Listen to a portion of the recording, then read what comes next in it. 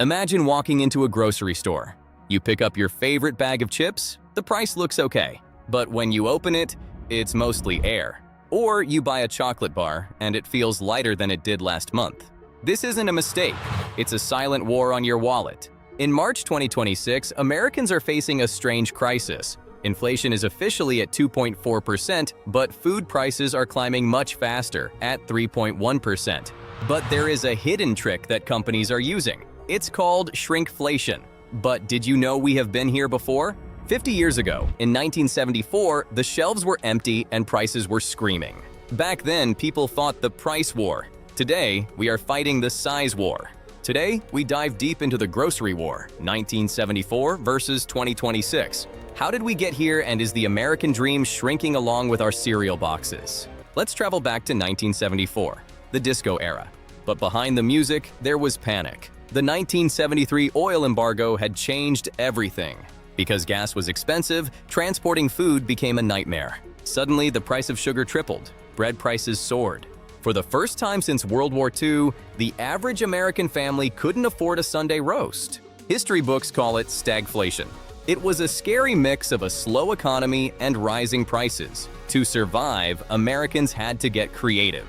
Have you heard of Meatless Tuesdays? Families across the US stopped eating meat once a week just to save money. In 1974, you saw the crisis clearly. You saw the numbers on the price tags change every week. The enemy was visible. It was the high price. Now, look at 2026. On paper, the economy looks stable, but walk down the aisle of a modern supermarket. The price of a box of cookies is still $4.99. You think, great, inflation is over.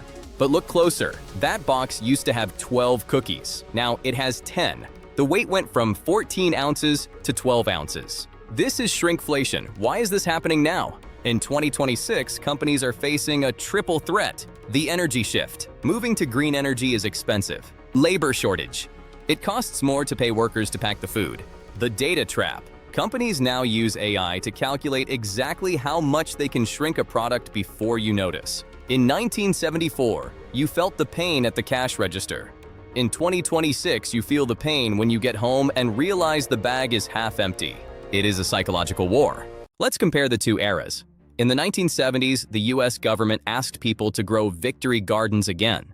People were angry and they showed it. They boycotted stores. They demanded lower prices. In 2026, the anger is different. It's on TikTok and social media. We see grocery hauls where people show how $100 buys almost nothing.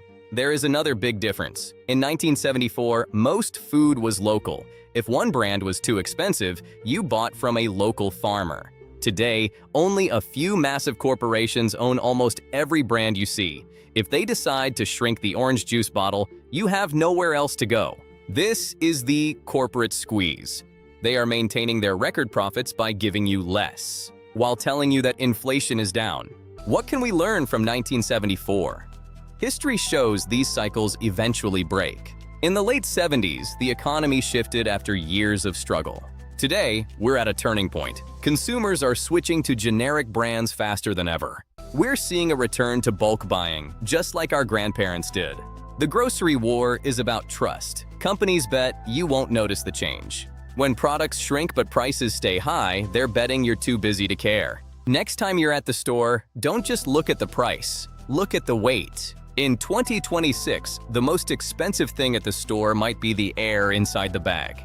What's the worst shrinkflation you've seen? Tell us in the comments. This is Native Nerve. Subscribe for more investigations.